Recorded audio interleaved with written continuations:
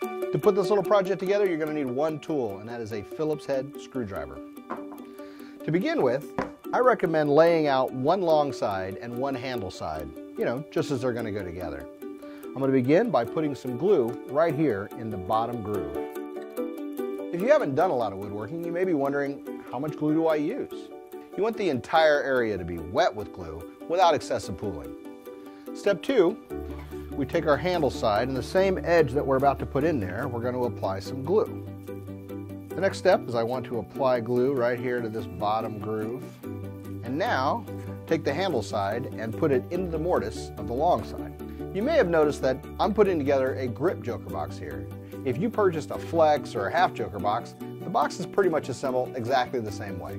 Now you want to make sure that the bottom groove lines up on both the handle side and the long side. And that's to make sure that there's room for this, the bottom. Make sure the feet are facing you or facing out. And the bottom fits right down into that groove. And then firmly push down to make sure it's completely seated into that bottom groove.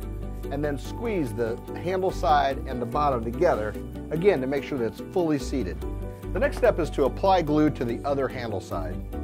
You want to apply glue here to the tenon side that's going to be fitting down in the box and in the bottom groove. Once I got the surfaces completely covered with glue, it's time to put this side in. Notice how I put it in at an angle and then pushed up to fit it together.